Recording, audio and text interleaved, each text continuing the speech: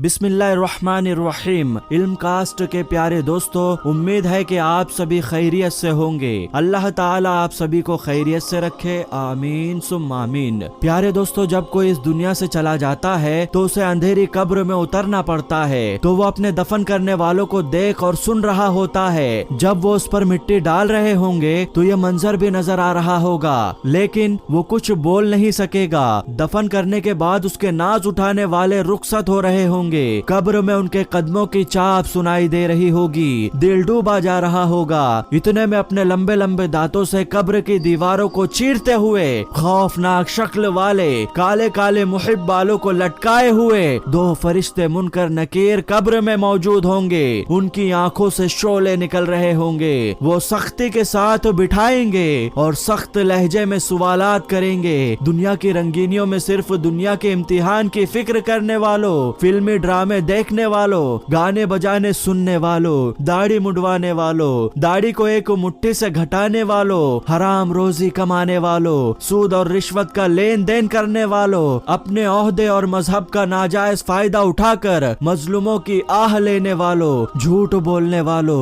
गीबत और चुगलखोरी करने वालों, माँ बाप का दिल दुखाने वालों, अपनी औलाद को शरीयत व सुन्नत के मुताबिक तरबियत ना देने वालों, बेपर्दगी करने वालियों और खुले बाल लेकर गलियों और बाजारों में घूमने वालियों, मेकअप करके शॉपिंग सेंटरों, रिश्तेदारों के घरों में बेपर्दा जाने वालियों और दिलहरी के साथ तरह तरह के गुनाहों में रचे बसे रहने वालों, अगर अल्लाह नाराज हो गया और उसके प्यारे महबूब सल्लल्लाहु ताला अलैहि वसल्लम रूठ गए और गुनाहों के सबब ईमान बर्बाद हो गया तो क्या बनेगा? कब्र में बड़े सख्त लहजे में सवालात किए जाएंगे। मन रब्बु का, यानी तेरा रब कौन है? रब को कब याद किया था? जवाब नहीं आएगा। ईमान बर्बाद कर बैठा है। अफसोस मुझे नहीं मालूम। फिर कहेगा अफसोस मुझे नहीं मालूम। फिर पूछा जाएगा मा दीनु का, तेरा दीन क्या है? कब्र में मुर्दा सोच रहा होगा कि मैंने तो आज तक दुनिया ही बसाई थी, कब्र के इम्तिहान की तैयारी की तरफ तो मेरा कभी जहन ही नहीं गया। मुझे कब्र के इम्तिहान का कहाँ पता था? कुछ समझ नहीं आ रहा होगा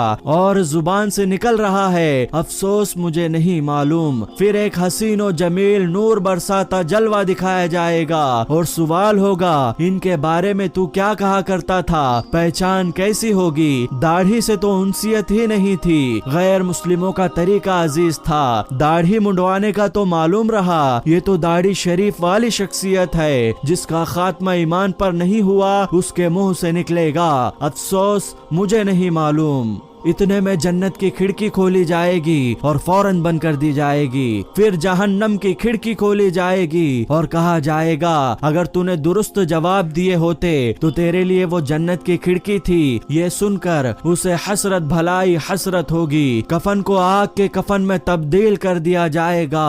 आग का बिछौना कब्र में बिछा दिया जाएगा। सांप और बिच्छू लिपट जाएंगे। प्यारे दोस्तों, आखिरत का मामला बहुत सख्त है। अल्लाह ताला हमें दुनिया में रहते हुए अमल करने वाला बनाए, आमीन सुम्मा आमीन।